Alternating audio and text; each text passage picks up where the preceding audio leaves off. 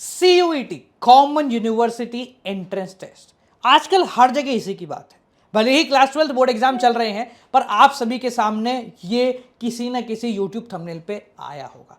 आखिर CUET है क्या? अगर आप क्लास 12 में हो तो आपको CUET देना चाहिए। 2 दिन के बाद CUET का एप्लीकेशन भरने की आखिरी तारीख है 12 मार्च। तो क्या तुम्हें CUET भरना चाहिए या नहीं भरना चाहिए? सर मुझे तो CA करना है, क्या मुझे CUET करना है? सर मुझे प्राइवेट यूनिवर्सिटी में अप्लाई करना है, क्या CUET मेरे लिए भी जरूरी है? क्या 12th के मार्क्स की इंपॉर्टेंस बिल्कुल खत्म हो गई? क्या CUET के बाद फ्यूचर कुछ भी नहीं है? इन सभी सवालों के जवाब के साथ साथ आज हम आपको लाइव फॉर्म फिलिंग करना भी सिखाएंगे कि CUET का फॉर्म कैसे भरना है और कौन कौन से सब्जेक्ट सिलेक्ट करने हैं अगर आप चाहते हैं कि आपका कहीं ना कहीं एडमिशन हो जाए। और उन लोगों के बारे में भी बात करेंगे जो लोग CUET नहीं करेंगे तो भी चल जाएगा, हर बच्चे को करना जरूरी नहीं है। तो चलिए शुरू करते हैं। CUET पिछले साल लॉन्च हो गया। NTA ने कहा कि भाई जनरल छोड़ो, अब हम स्पेसिफिकली एक ही चीज पर आके मिलते हैं। और पिछले साल CUET बुरी तरीके से फेल भी हो गया, पर इस साल NTA नेशनल टेस्टिंग एजेंसी पूरी तरीके से तैयार है। 12 मार्च को आपका एप्लीकेशन फॉर्म भरने की आखिरी तारीख, 15 से 18 तक करेक्शन का पोर्टल, 30 अप्रैल को आप लोगों को पता लग जाएगा कि आपको एग्जाम देने कहां जाना है और मई में आपके एग्जाम हो जाएंगे और उसके बेस पर एडमिशन होगा। पर सर ये CUET है क्या? उससे भी ज्यादा जरूरी सवाल बताऊं, CUET क्यों है? आपकी इस पूरी टाइमलाइन में जहां अब तक आप क्लास 12 के अंदर हो, इसके बाद आप कॉलेजेस में जाएंगे, ये CUET बीच में क्या रोल प्ले करता है इसको समझने के लिए थोड़ा सा पीछे चलते हैं। इंपॉर्टेंस बहुत बेहतर तरीके से समझ में आएगी। जब CUET नहीं था तो आप शायद राजस्थान बोर्ड से होंगे, बिहार बोर्ड से होंगे, यूपी बोर्ड से होंगे, CBSE बोर्ड से होंगे या ICSE बोर्ड से होंगे। आप सभी क्लास 12 के एग्जाम देते थे और अलग अलग परसेंटेज गेन करते थे। जब तक आप स्कूल में थे बोर्ड्स अलग अलग थे, पर जैसे ही आप कॉलेजेस में पहुंच गए एक कॉमन प्लेटफॉर्म पे आप आ जाते हैं। अगर हम दिल्ली यूनिवर्सिटी की बात करें तो अगर एक बच्चा दिल्ली यूनिवर्सिटी में जा रहा है तो ये फर्क नहीं पड़ता कि वो राजस्थान बोर्ड से है, यूपी बोर्ड से है, दिल्ली बोर्ड से है, CBSE से है, ICSE, वो अपनी मार्कशीट लेके जाता। अब इनमें सबसे बड़ी प्रॉब्लम ये थी कि हो सकता है सर कुछ बोर्ड थोड़ी इजी चेकिंग करते हैं, कुछ बोर्ड चेकिंग थोड़ी मुश्किल करते हैं। सर ये भी तो पॉसिबल है कि CBSE बोर्ड का पेपर थोड़ा इजी आया हो और यूपी बोर्ड का पेपर थोड़ा मुश्किल आया हो। तो सर कॉमन ग्राउंड कहां हुआ हमारे एडमिशन का? और इसी वजह से शायद कुछ स्पेसिफिक बोर्ड के स्टूडेंट एडमिशन ले लेते थे और बाकी सभी प्राइवेट में फिर अपना रास्ता जमाते थे। ये कॉमन ग्राउंड नहीं है। इस चीज को समझा NTA ने, जो कि है नेशनल टेस्टिंग एजेंसी, और उसने कहा भाई इतना दुर्व्यवहार और इतना डिस्क्रिमिनेशन हम नहीं होने देंगे, और वो लेकर आए CUET, जिसके तहत अभी 44 सेंट्रल यूनिवर्सिटीज हैं जो कि CUET को अपने थ्रू एडमिशन ले रही हैं। अब मतलब क्या है इसका वो समझना। जैसे ही आपने 12th खत्म करी, अब आपको जाना है अलग अलग यूनिवर्सिटी में एडमिशन लेने के लिए। एडमिशन लेने के लिए अब आपको हर यूनिवर्सिटी का फॉर्म भरने की जरूरत नहीं है। एडमिशन लेने के लिए हर यूनिवर्सिटी का एंट्रेंस देने की जरूरत नहीं है। एडमिशन लेने के लिए अपने 12th के मार्क्स को अपनी फाइनल रिपोर्ट कार्ड मारने की भी जरूरत नहीं है। जैसे ही आप CUET का फॉर्म फिलअप करते हो, आप सभी यूनिवर्सिटीज के लिए अप्लाई कर सकते हो एक ही जगह से, और यहां पर आपके 12th के मार्क्स ज्यादा इंपॉर्टेंस नहीं रख रहे होंगे। यहां पर जो आप टेस्ट 12th के बाद दोगे यानी CUET दोगे, उसमें आए हुए मार्क्स के हिसाब से आपका एडमिशन लिया जाएगा, क्योंकि वो मार्क्स, वो एग्जाम सबके लिए कॉमन होने वाला है। तो अब जो डिस्क्रिमिनेशन होता था वो पूरी तरीके से खत्म हो गया। सर CUET आने से हमारे लिए नुकसान हो गया क्या? नहीं, बहुत ज्यादा फायदा हो गया। पहले अगर मुझे दिल्ली यूनिवर्सिटी जाना है तो मुझे उसका फॉर्म भरना पड़ता था, जो 400, 600, 1000 रुपए के आसपास आता था। मुझे राजस्थान यूनिवर्सिटी जाना है तो मुझे उसका फॉर्म भरना पड़ता था, जो भी अमूमन उतने रुपए का आता था। और ऐसे सर मुझे अलग अलग यूनिवर्सिटीज में जाना है, सबका फॉर्म भरूंगा, सबके चक्कर काटूंगा, परेशान हो जाऊंगा। अब ऐसा कुछ नहीं है, एक ही जगह से सारा का सारा काम हो जाएगा। समझ में आ गया CUET क्या है, क्यों है? नाउ सर CUET किनको देना चाहिए? जो लोग अपनी क्लास 12th के बाद सेंट्रल यूनिवर्सिटीज में जाना चाहते हैं, मैं नीचे एक PDF डाल दूंगा, उसके अंदर आपको सारी सेंट्रल यूनिवर्सिटीज के नाम दिख जाएंगे कि भाई इन यूनिवर्सिटीज में जाना है या उनसे एफिलेटेड कॉलेजेस में जाना है।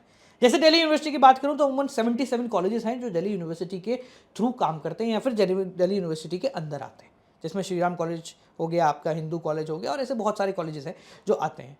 तो उन सभी के एडमिशन अब इसी के थ्रू होंगे। तो दिल्ली यूनिवर्सिटी का मतलब एक कोई जगह नहीं है, उसके अंदर के सारे कॉलेजेस उसी के थ्रू एडमिशन ले रहे होंगे। तो अब एक कॉमन एंट्रेंस एग्जाम है जिसको भरने के बाद आप किसी भी यूनिवर्सिटी में एडमिशन ले सकते हैं, पर बेशर्ते आपने अपना एप्लीकेशन फॉर्म ढंग से भरा हो।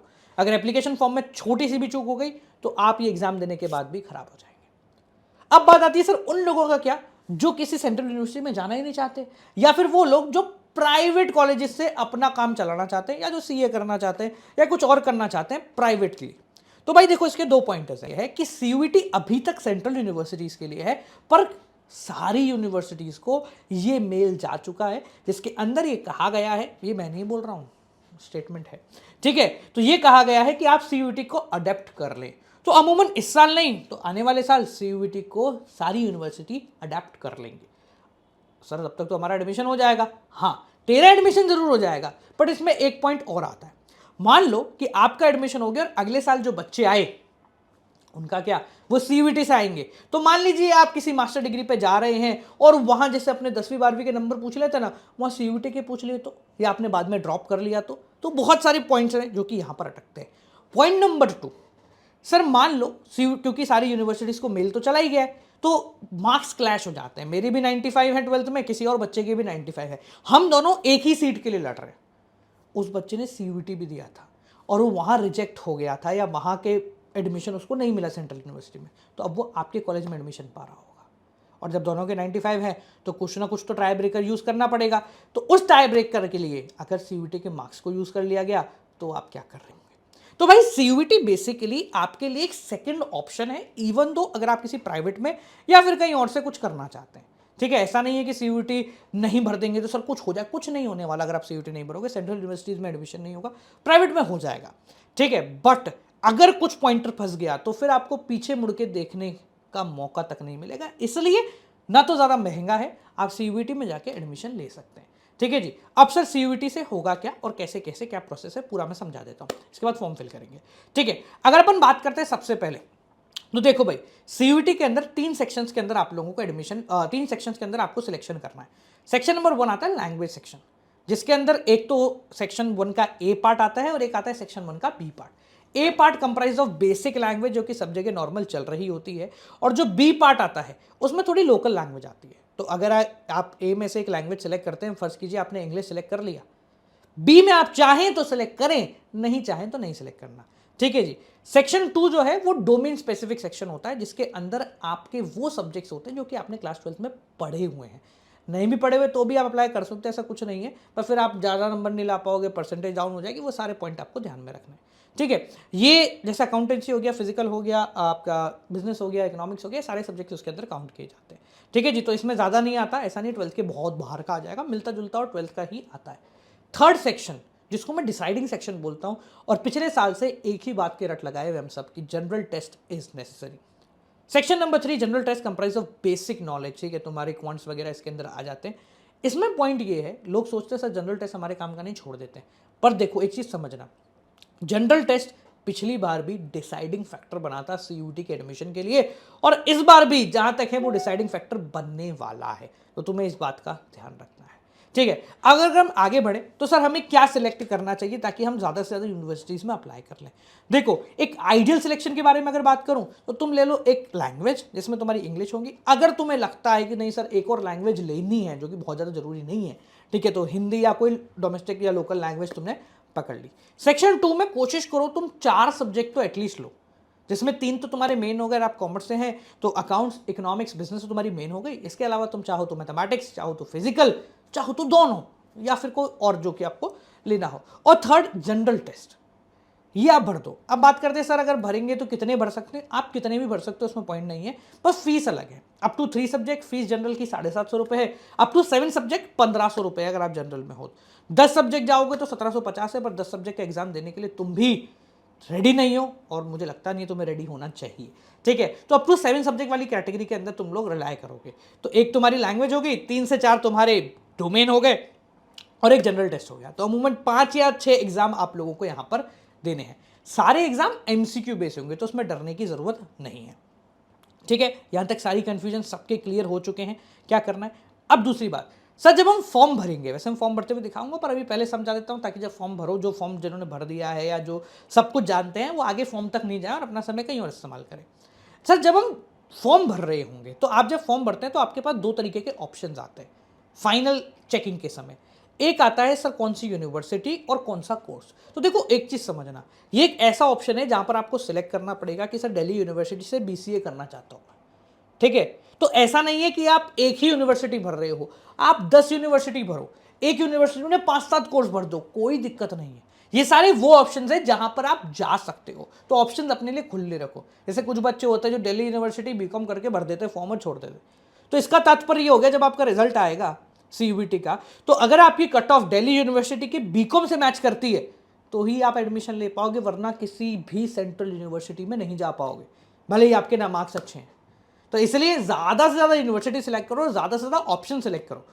ये करने की कोई फीस नहीं लगेगी, बट हाँ जब फाइनल मार्क्स आएंगे तो आप लोगों को समझ में आ जाएगा, अच्छा इसमें भी अपन जा सकते हैं, उसमें भी अपन जा सकते हैं। तो बहुत सारे ऑप्शंस आपके लिए हैं, इसके लिए पूरा का पूरा एक डिटेल अपन ले लेंगे, ठीक है। फॉर्म पिछले साल और इस साल में कोई बदलाव नहीं है, so you can go to the process exactly same, ठीक है जी। तो अब चलो फॉर्म फिल करते हैं और देखते हैं कि CUET में क्या क्या ध्यान रखना है फॉर्म फिल करते समय तरफ। सवाल को यहां पर हम लोगों ने ओपन कर ली है आपके CUET की ऑफिशियल वेबसाइट, जहां के थ्रू आप सारे के सारे रजिस्ट्रेशन करा सकते हैं। जिस भी कॉलेज के अंदर, जिस भी यूनिवर्सिटी के अंदर आपको एडमिशन चाहिए, वहां के एग्जाम के लिए रजिस्टर करा सकते हैं। ये CUET की ऑफिशियल वेबसाइट है जहां पर आपको यूनिवर्सिटी, सिलेबस और बाकी सभी चीजें मिलेंगी।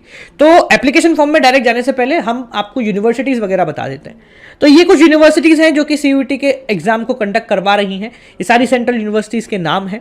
यहां पर जब आप इन यूनिवर्सिटीज के अंदर जाते हैं तो आपके काम की यूनिवर्सिटी को पकड़ लो, कौन सी है भैया, कमेंट सेक्शन में मेरे को बताना। और जैसे मैं यहां पर दिल्ली यूनिवर्सिटी को पकड़ता हूं, तो जैसे ही आप इस पर क्लिक करोगे एक नया पेज ओपन होगा। वो पेज आपको बताएगा कि दिल्ली यूनिवर्सिटी CUET के अंदर कौन कौन सी चीजों को लेकर एग्जाम कंडक्ट करवा रही है, ठीक है। तो ये सारी फील्ड हैं जिसके अंदर दिल्ली यूनिवर्सिटी एग्जाम कंडक्ट करवाएगी थ्रू CUET, ठीक है। बहुत सारी फील्ड यहां पर है। अगर हम कॉमर्स के बारे में बात करें तो भाई बीकॉम, ये देखो ये लिखा हुआ, ठीक है। तो बीकॉम के लिए बेसिक क्राइटेरिया क्या क्या है वो यहां पर दे दिया गया है। ये इन्होंने बता दिया है कि भाई क्या क्या सिलेक्ट करना है, कैंडिडेट किस किस चीजों में अपीयर करेगा, क्या उसका बेसिक कॉम्बिनेशन रहेगा। अब ध्यान रखिए ये मिनिमम कॉम्बिनेशन है, ठीक है। जैसे कि आपको दिख रहा होगा, अगर आप कॉम्बिनेशन ए की तरफ देखो तो इसमें लिखा हुआ है any one language from list A, any two language from list B and any one subject either from list B और either from list B2, ठीक है। ये एक कॉम्बिनेशन है। और दूसरा कॉम्बिनेशन उन्होंने बोला है कि भाई आप चाहें तो एक लैंग्वेज ले लो,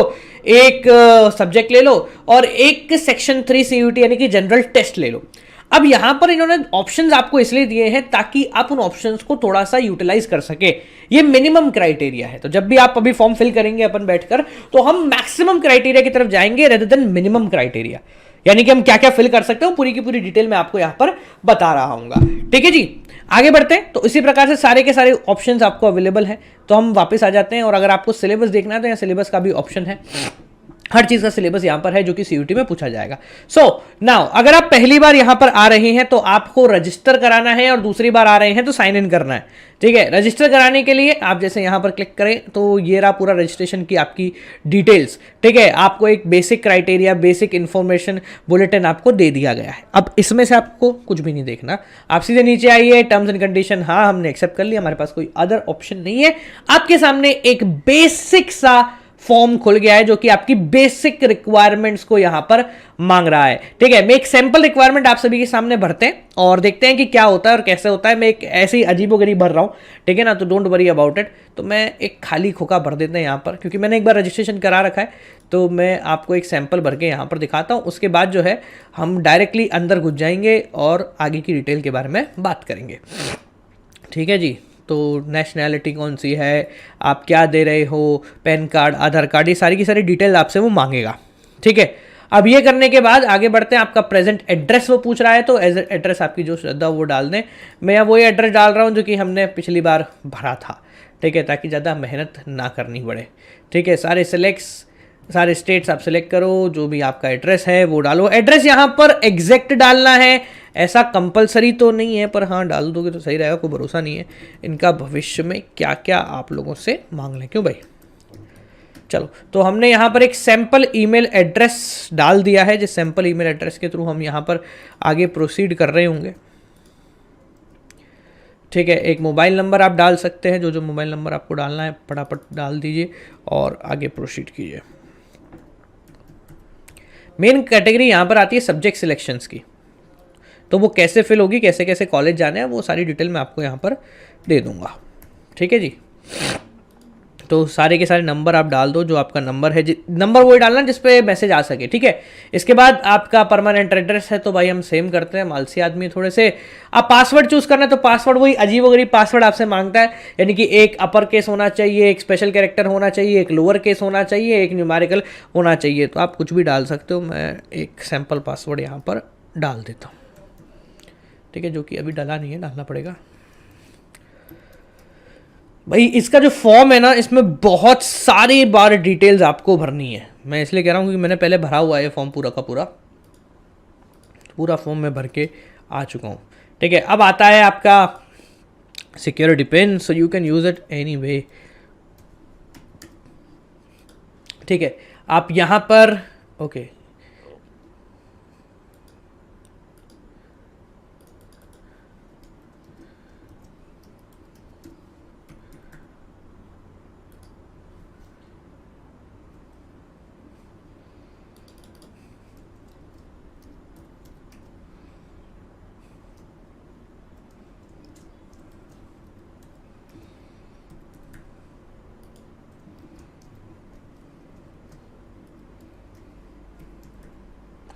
ठीक है जी, तो हम यहाँ पर करा देते सबमिट।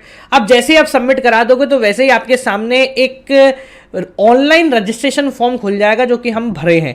ठीक है, ये रजिस्ट्रेशन फॉर्म है, इसके बाद सीयूईटी का बेसिक फॉर्म आएगा। तो यहाँ जो डिटेल्स आपको डालनी है, ये आपकी बेसिक रजिस्ट्रेशन है। तो इसका मानना ये है कि भाई हो सकता है इसके बाद भी जब आप फ्यूचर में कभी किसी और चीज़ का एग्जाम देंगे तो यही रजिस्ट्रेशन जो है वो आपके लिए एक्सेप्टेबल हो जाएगा, जहाँ तक हमारा मानना है, जानना है, पहचानना है। तो आगे बढ़ते हैं अगली टॉपिक की तरफ, यानी कि अगले फॉर्म की तरफ।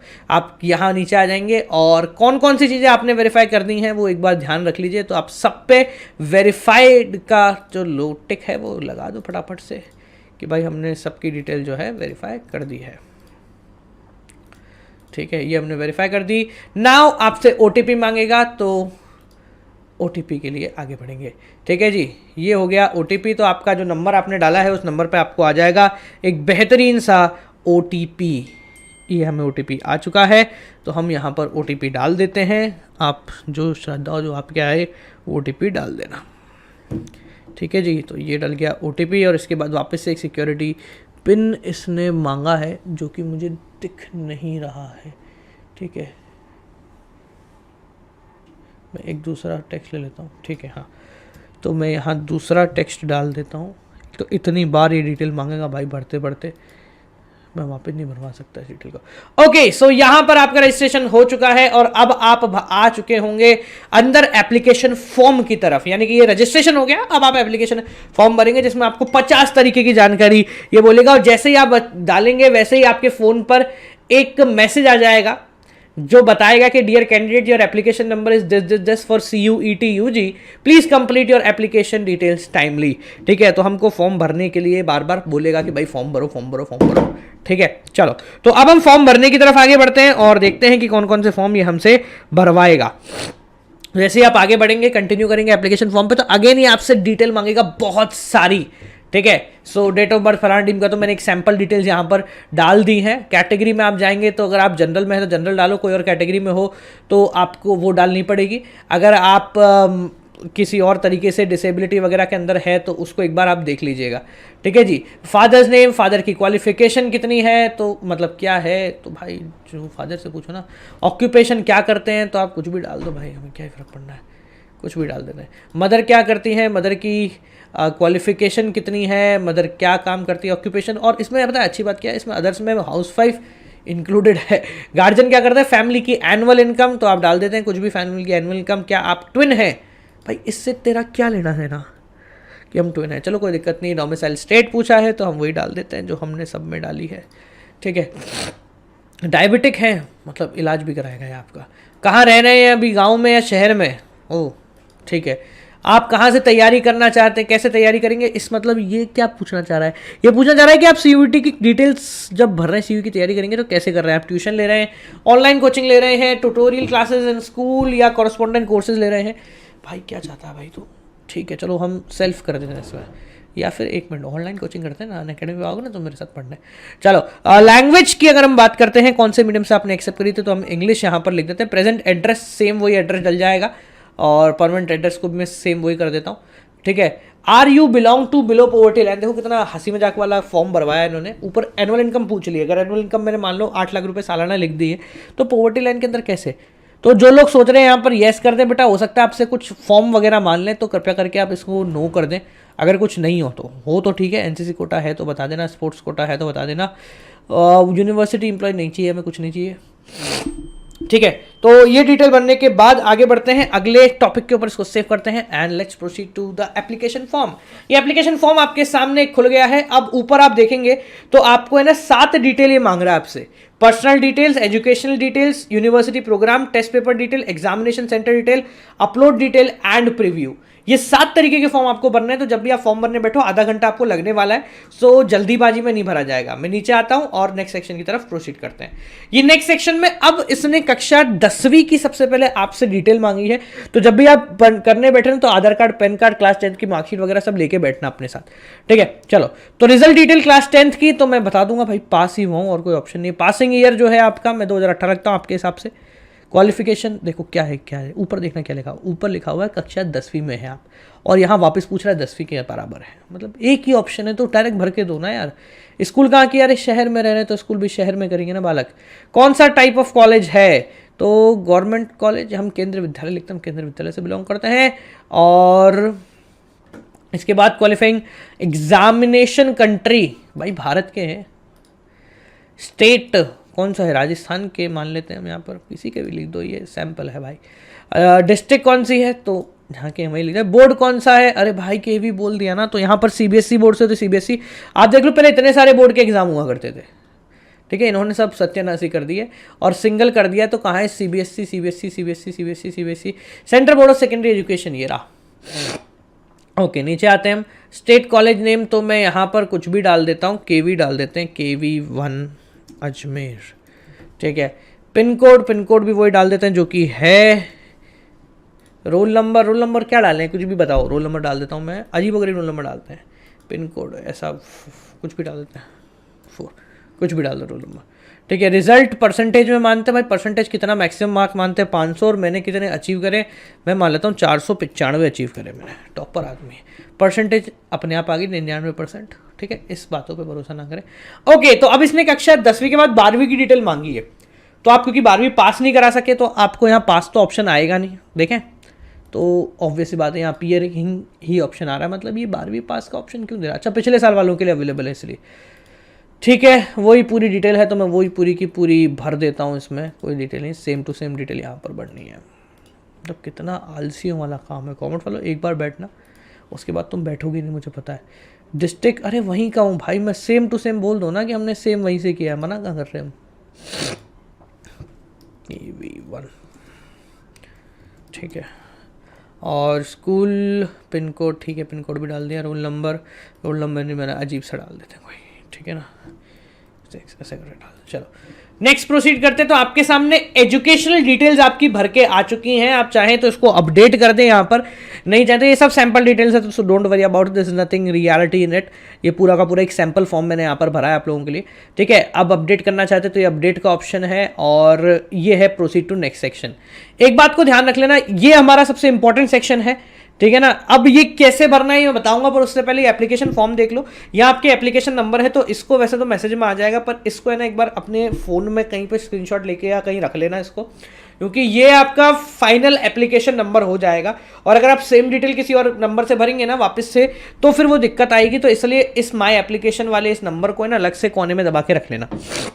अब देखो, जब ये रजिस्ट्रेशन फॉर्म आपके सामने खुल गया, तीसरा यूनिवर्सिटी या प्रोग्राम डिटेल्स, तो अब इसमें एक काम करेंगे अपन, आपको जो कैटेगरी दी गई थी ना सीयूटी की वेबसाइट पे, जहां ऊपर अपन ने चेक करी, ये मिनिमम कैटेगरी दी गई थी। तो हम क्या करेंगे, यहां कितनी भी यूनिवर्सिटीज और कितने भी कोर्सेज सिलेक्ट कर सकते हैं। तो फॉर एग्जाम्पल मानते हैं मैंने यहाँ DU सिलेक्ट कर रहा हूं, है ना, तो यूनिवर्सिटी ऑफ दिल्ली देखें हम, यूनिवर्सिटी ऑफ दिल्ली देखना भाई, मेरे को मिले तो, तेरे को देखे तो दिखे तो, हाँ भाई, ओह यूनिवर्सिटी ऑफ दिल्ली, दिल्ली दिल्ली दिल्ली दिल्ली दिल्ली दिल्ली, ये रहा। अब जब आपने दिल्ली यूनिवर्सिटी सिलेक्ट कर ली, अब इसमें जब प्रोग्राम की बात आती है ना, तो आप जितने चाहो उतने प्रोग्राम सिलेक्ट कर सकते हो। जैसे मैं चाह रहा हूं भाई क्या, देखेंगे बढ़िया से पूरा, ये देखो BBE सिलेक्ट कर ली मैंने, ठीक है। अब यहाँ ऐड करोगे तो ये आपके लिस्ट के अंदर आ गया है, ठीक है। अब आप दूसरा भी सिलेक्ट कर सकते हो, यूनिवर्सिटी ऑफ दिल्ली के अंदर BBE के बाद ये BA ऑनर्स सिलेक्ट कर लिया मैंने, तो ये 2 आ गए, ठीक है। अब वापस यूनिवर्सिटी ऑफ दिल्ली सिलेक्ट करा और मैं यहाँ पर ढूंढता हूँ BCom, ये रहा, अरे चलो एलिमेंट्री एजुकेशन ये भी डाल दिया, ठीक है। इसके बाद इसने BCom बोला, मैंने BCom डाल दिया। इसके बाद इसने BCom ऑनर्स बोला, इसने BCom ऑनर्स। तो यहां पर आप कितनी भी सिलेक्ट कर सकते हैं और कितनी भी यूनिवर्सिटी सिलेक्ट कर सकते हैं। तो एक बात को ध्यान रखें, कोशिश करें कि आप ज्यादा से ज्यादा सिलेक्ट करें, ठीक है ना, क्योंकि ये आपका फाइनल ऑप्शन होने वाला है। इसके बाद आपको इन यूनिवर्सिटीज में जाने के लिए वापस ऑप्शन नहीं मिलेगा। तो एक ही यूनिवर्सिटी के 10 कोर्स भी आप सिलेक्ट कर सकते हैं, so that you have option. आपके पास ऑप्शन रहना चाहिए। आप जितने चाहो उतने कर लो यार, कोई इसमें ऐसा कोई भारी फर्क पड़ता नहीं है, ठीक है ना। तो आप जितने चाहें उतने कर सकते हैं, जितनी यूनिवर्सिटीज के चाहें उतनी यूनिवर्सिटी के सिलेक्ट कर सकते हैं। मैं वापस समझा रहा हूं, please try to fill as maximum as possible, जितने मैक्सिमम कर सको वो कर देना। वरना क्या होता है, बाद में लोग हैं ना, जैसे मान लो दिल्ली यूनिवर्सिटी सिलेक्ट करा, हमने BCom डाल दिया, BCom ऑनर्स डाल दिया, मुझे एडमिशन मेरे को कहां मिल रहा है, मान लो मेरी जो मार्क्स है ना, वो मार्क्स BMS के लिए एक्सेप्टेबल है, तो फिर मैंने अगर BMS यानी भरा होगा ना, तो मैं सेम मार्क्स से BMS में नहीं जा सकता। मैं कोर्स सिलेक्शन ही बताऊंगा कैसे किया जाएगा, ठीक है। अब इसके बाद एक और कोई सिलेक्ट कर लेते हैं, BBA फाइनेंशियल मैनेजमेंट करें, ये रो BMS, ये रहा, ठीक है। ये सब मैंने सिलेक्ट कर लिए। अब आगे बढ़ के और प्रीव्यू सेक्शन पे जाते तो हमारे सामने आ गया कि भाई आपने ये सिलेक्ट कर रखे। आप चाहें तो इसको अपडेट कर सकते हैं यहां से, और चाहें तो इसको एज इट इज कंटिन्यू कर दो, कोई दिक्कत की बात नहीं है। मैं कंटिन्यू करता हूं ताकि ये समझ सकें कि कैसे आगे हमें इसको प्रोसीड करना है। तो जब आप प्रोसीड करोगे ना, तो ये वाला पेपर, ये वाला जो सेक्शन आया आपके लिए, ये बहुत ज्यादा जरूरी है। जरूरी है इसलिए हो जाता है क्योंकि क्या है, अब जो आप भरोगे वही आपके साथ लाइफ टाइम चलेगा। अब जैसे BCom की डिटेल्स डाली हमने, तो BCom के लिए जो दिल्ली यूनिवर्सिटी का बेसिक क्राइटेरिया था वो था कि आप 3 डोमेन ले लो और एक कोर सब्जेक्ट ले लो, लैंग्वेज ले लो, मतलब एक लैंग्वेज 3 डोमेन। अब बच्चे यहां गलती क्या करेंगे, वो यही गलती कर देंगे कि वो एक लैंग्वेज और 3 डोमेन ले लेंगे। बेटा वो मिनिमम क्राइटेरिया है, आपको मैक्सिमम क्राइटेरिया फिल करना है, यहां पर मिनिमम नहीं करना। अगर आप वो लेते हो ना, तो फॉर एग्जाम्पल मान लो आप BA इकोनॉमिक्स से इकोनॉमिक ऑनर्स में जो कट ऑफ जा रही है उसके मार्क्स के हिसाब से आपके नंबर ठीक है, पर आपके पास अब ऑप्शन ही नहीं होगा, क्योंकि इकोनॉमिक ऑनर्स में मान लेते हैं फॉर एग्जांपल मैथमेटिक्स चूज करना जरूरी था, या इकोनॉमिक ऑनर्स में जनरल पेपर चूज करना जरूरी था, तो आप यहां फंस जाओगे। तो आपने वहां 50 सब्जेक्ट सिलेक्ट कर रखे हो, पर कैटेगरी आपको या मार्क्स या टेस्ट पेपर ऐसे सिलेक्ट करने जिससे आप उन सारी कैटेगरी को अवेल कर सको। मैं यहां भर के दिखाता हूं कैसे भरना है, क्या भरना है। तो देखो, अगर मैं सबसे पहले एप्लीकेशन फॉर्म के बारे में बात करूं, इसमें 2 स्लॉट हमें यहां पर दिए।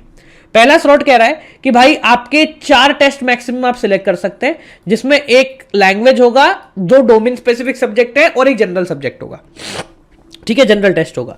और सेकंड स्लॉट जो है वो आपका एक सेक्शन के अंदर एक वो आपका हो गया लैंग्वेज, और 4 हो गए आपके डोमेन, ठीक है। आप max to max 3 language select कर सकते हैं आप चाहें तो, मैं तो 1 या 2 ही बोलूंगा आपको, ठीक है। और जब हम सब्जेक्ट्स के बारे में बात करते हैं, तो सब्जेक्ट्स जो हैं वो आप लोगों को मैक्स टू मैक्स 6 आप सिलेक्ट कर सकते हैं, 3 तो मिनिमम है ही, ठीक है। एग्जामिनेशन 2 स्लॉट के अंदर होगा, ठीक है। कौन से आपने सब्जेक्ट सिलेक्ट करे उसके हिसाब से डिसाइड किया जाएगा। एक स्लॉट मॉर्निंग में होगा और दूसरा स्लॉट जो है वो आपके इवनिंग के अंदर होगा। टाइम वगैरह पहले ही बता दिए थे। आप मैक्सिमम 9 टेस्ट तक भर सकते हैं, ठीक है ना। 9 टेस्ट का मतलब हो गया 6 डोमेन, 2 लैंग्वेज, 1 जनरल। तो ये आपके इस तरीके से 9 हो गए कि इतना आप भर सकते हैं। अब मैं पहले भर के बताता हूं किसके हिसाब से मैं किसके अंदर एलिजिबल रहूंगा। तो अगर मैं यहां पे बताऊं, देखो सबसे पहले ये है फर्स्ट स्लॉट यानी मॉर्निंग वाले स्लॉट के लिए। तो मॉर्निंग वाले स्लॉट में आप लैंग्वेज भर दो, जैसे इंग्लिश मैंने भर दी। डोमेन स्पेसिफिक में मैंने यहां अकाउंटेंसी भर दी है, यहां मान लेते हैं हमने बिजनेस स्टडीज भर दी।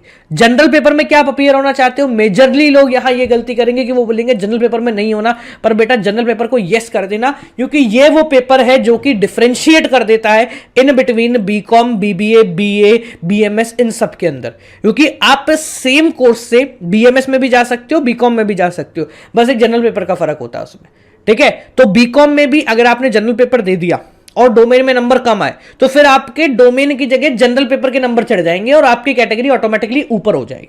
सो इसको यहां पर यस ही करना, ये ध्यान रखना, ठीक है।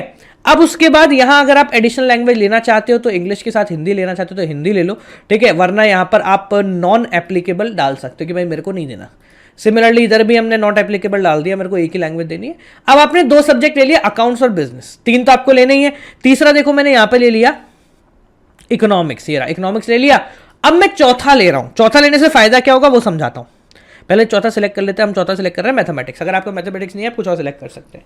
अब ये चौथा लेने से क्या फायदा हुआ, accounts, eco, business, mathematics, general और एक इंग्लिश, ये 6 कॉम्बिनेशन से मैं किसी भी यूनिवर्सिटी के BCom, BBA, BA, BMS, economic honours या किसी और सब्जेक्ट के अंदर बीकॉम ऑनर्स जा सकता हूं, क्योंकि ये वो कॉम्बिनेशन है जो मेरे सब जगह के रास्ते खोल देता है। तो इसलिए इसी टाइप का कॉम्बिनेशन आप लोग सिलेक्ट करें, ठीक है। डोमेन 5 में आप बस और ज्यादा लेने हो तो तुम्हारी इच्छा है, वरना मैं इसको नॉट एप्लीकेबल कर रहा हूं, ठीक है। ये सब भरने के बाद हम आ जाते हैं आखिरी पॉइंट पर, जो कि कहता है कि हमने सब कुछ सही करा है और आप इसको यहां पर सेव कर देते हैं। एक बार आपको पूरी डिटेल दिखाएगा कि भाई आपके स्लॉट 1 में ये पेपर होंगे, आप जनरल टेस्ट देना चाहते हैं, और स्लॉट 2 के अंदर ये होंगे। जनरल टेस्ट को वापस समझा रहा हूं, देना जरूरी है, क्योंकि ये आपको 3-4 ऑप्शंस दे देगा कि आप कौन कौन सी स्ट्रीम में जा सकते हो। आप प्रोसीड कीजिए। और ये अब मांग रहा है आपसे मीडियम ऑफ पेपर, कि आप कैसा पेपर लेना चाहते हैं, हिंदी, इंग्लिश, मराठी, बंगाली, कैसे में जा रहे हैं, ठीक है। एक बेसिक तो आपको इंग्लिश के अंदर मिलेगा ही, और यहां पर मैंने इंग्लिश सेलेक्ट करा है तो ज्यादा टेंशन नहीं है।